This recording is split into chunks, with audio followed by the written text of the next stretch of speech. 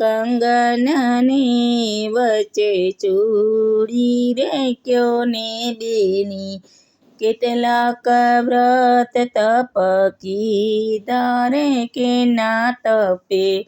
શંકર જેવા સ્વામી મળ્યા રે કૈલાસમાં, શંકર પૂજવાને જ્ઞાતા રે તેના તપે,